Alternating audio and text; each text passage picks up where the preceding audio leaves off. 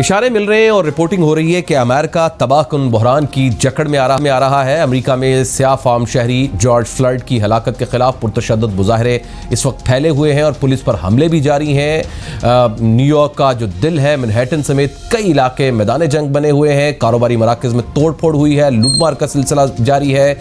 सूरत हाल control करने के लिए खबरें मौसूल हो रही हैं कि 11 स्टेट्स में फ़ौज को तलब कर लिया गया है, जबकि 16 स्टेट्स के अंदर कुछ 25 सिटीज़ हैं वहाँ पर कर्फ्यू नाफिज कर दिया गया है। इसकी तवालत हो रही है वाक़यात में। रियासत हुकूमतों को जो है एक नया इम्तिहान डाल दिया है और कोरोना के सिर्फ यही नहीं बल्कि कोरोना की वजह से भी एक बड़ी ही गंभीर सूरत हाल है। 1 लाख से ज़्यादा अफराद वहाँ पर डेथ हो चुकी है, उनकी अमवात हो चुकी है।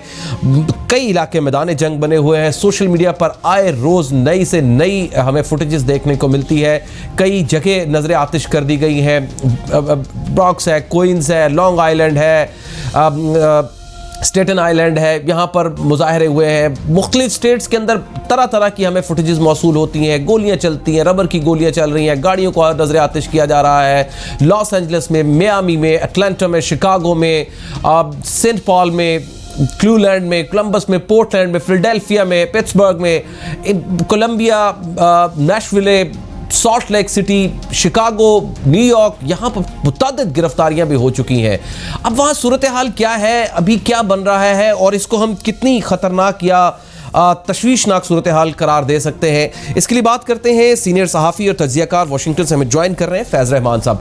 बहुत बहुत शुक्रिया सर, आप हमेशा हमारे लिए वक्त निकालते हैं, हमें टाइम देते हैं, हमारी रहनुमाई फरमाते हैं। सर ये फरमाइएगा कि ये जो सूरत हाल बनी हुई है, जो पिक्चर हमें यहाँ पाकिस्तान के अंदर नज़र आती है तो बड़ी हौलनाक है। एक तरफ कोरोना लगातार बार बार अटैक कर रहा है, इतनी ज़्यादा हलाकतें हो गई हैं, दूसरी तरफ कर्फ्यू वाली सूरत हाल बन रही है, फिर हंगामे फूट पड़े हैं। ये क्या सूरत हाल समझा रही है सर, और किस नहज की तरफ या किस डायरेक्शन की तरफ बढ़ रही है ये मामला? थैंक यू मुर्तज़ा, आपने बहुत सही नक्शा खींचा है। इस वक्त वाकई सूरत हाल बहुत गंभीर है और ऐसा लग रहा है कि अमेरिका को मल्टीपल फ्रंट्स पे इंतहाई सीरियस चैलेंजेस का, ऐसे चैलेंजेस जो कि गालिबन इस मुल्क ने इससे पहले कभी नहीं देखे। हालांकि ये बने के बाद से सिविल वॉर जैसे मराहिल से मुल्क गुजरा है और ये रेशियल या जो नस्ली फसादात हैं इस मुल्क के लिए कोई नई चीज़ नहीं है।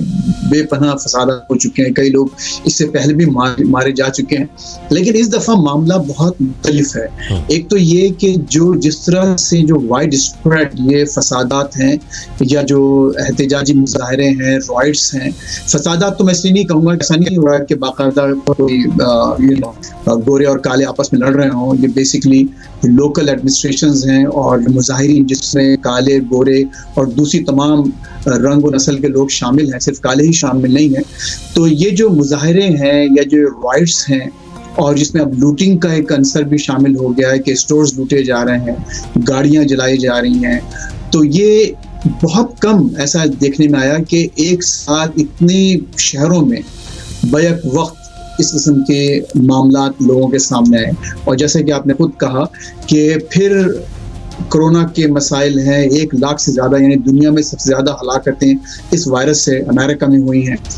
फिर इसके नतीजे में जो इकॉनमी पे जो बुरा असर पड़ा हुआ है, इस वक्त आपकी जो यहाँ पर जो मईशत है वो बहुत बुरी तरह से मुतासिर हुई है। लोगों के कारोबार बंद हैं, छोटे बड़े तमाम कारोबार बंद हैं, लोग घरों में मुक़य्यद हैं और इस वक्त ये इस रेस्टोरेंट्स का बहुत बुरा हाल है। छोटे मोटे बिजनेस और जो बेचारे टैक्सी ड्राइवर उनका तो बहुत ही बुरा हाल है।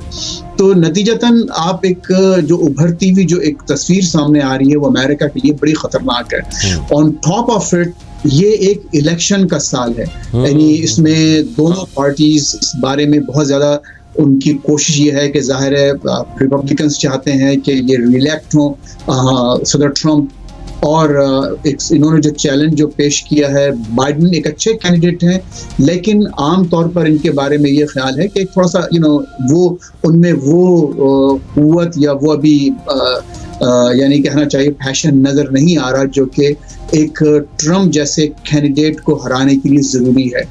अब देखना यह है कि आइंदा चंद महीनों में इसके ओवरऑल क्या असरात मुरतब होते हैं। लेकिन मेरा एक अपना ख्याल ये है कि अमेरिका एक बहुत ही रिजिलियंट मुल्क है। यहाँ अक्सर ऐसे मामलात आते हैं जिससे ये निकल जाता है, तो इसमें लोगों को ये नहीं समझना चाहिए कि कोई एग्जिस्टेंशियल थ्रेट है अमेरिका को। बहुत बड़ा मसला है, इससे निकलेंगे, हालात इसके बाद बेहतर होंगे, इसलिए कि कालों को थोड़ा सा और रिलीफ मिलेगा। एक नया एक मामले में आप ये भी कह सकते हैं कि सोशल कॉन्ट्रैक्ट मुरतब किया जा सकता है। पुलिस थोड़ा सा पीछे हटेगी और उनको ये समझ में आएगा कि ये जो हरकत वो खुसूसन जो अक़लियतों के साथ रवा रखते हैं उसकी अब मजीद गुंजाइश नहीं है। अच्छा फैज साहब, ये बड़ा पॉइंट आपने रेज किया इलेक्शंस वाला, अब शायद मेरे जहन में नहीं था क्योंकि ज़ाहिर है इलेक्शन ईयर है तो बड़ा इम्पैक्ट आएगा। अब जो चीज़ नज़र आ रही है वो दरअसल रेसिज्म का एक वेव नज़र आई जिसकी वजह से ये मुजाहरे हुए। अच्छा, आपको मार्टिन लूथर किंग फैक्टर याद होगा कि उस वक्त जब वो आए तो भी एक वेव थी, फिर बराक ओबामा जब आए तो वी नीड चेंज के नाम से जो स्लोगन था एक इम्पैक्ट आया। अब चूंकि ईयर करीब है, वक्त करीब है, नवंबर में शायद इलेक्शन होने हैं, तो क्या ये जो मुजाहरे हुए हैं या जो रेसिज्म का एक एलिमेंट आया है और उसमें जो नेग्रोज हैं या ब्लैक हैं वो एक्टिव हुए हैं, क्या ये टिल्ट बदल सकता है? क्योंकि डोनाल्ड ट्रंप का टोटल टिल्ट और जो स्विंग स्टेट्स के जो इंडल्ज होते हैं वो शायद वाइटिश की वजह से ज़्यादा आए, वाइटिश नैरेटिव की वजह से ज़्यादा टिल्ट हुए थे ट्रंप की तरफ से। तो क्या इसका इम्पैक्ट बनेगा आने वाले दिनों में? मुर्तज़ा, देखिए ये पॉइंट आपने बहुत अच्छा रेस किया और मुझे याद है कि हम लोगों ने इससे पहले भी एक प्रोग्राम किया था इस मौजू पर, इलेक्शंस पर। ख़ुसूसन आपका एक सवाल था कि क्या इलेक्शंस पर इस हद तक असर हो सकता है कि इलेक्शंस मुलतवी भी हो जाएं इस मुल्क में। तो वो ये जो आपके पॉइंट्स हैं वो बिल्कुल ऐसे हैं जिन पर गौर किया जा रहा है।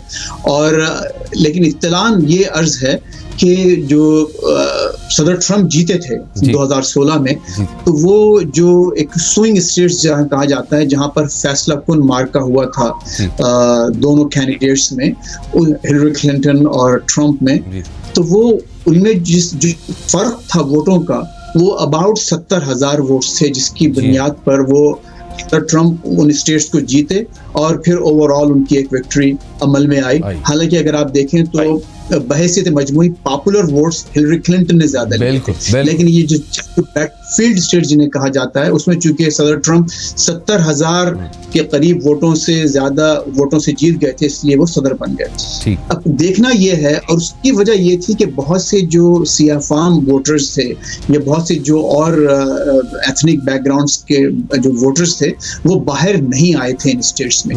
तो गालिबन ऐसे होंगे कि जिससे कि अब ये वोटर, खुसूसन जो ब्लैक वोटर है, वो मोटिवेट होगा और बाहर निकले। हाँ, मोटिवेशन बहुत इंपॉर्टेंट है कि जो हालात हो रहे हैं। अब मेरा ख्याल ये है कि I got you sir, thank you very much sir, thank you, I got you point sir. बड़ा ज़बरदस्त पॉइंट हो गया। इसके ऊपर एक मैं चाहता हूँ कि किसी दिन मैं आपके साथ एक डिटेल प्रोग्राम भी इस बारे में करूँ कि आने वाले दिनों में इलेक्शंस पर क्या असर पड़ेगा। इसके साथ ही हमारा आज का प्रोग्राम इख्तिताम को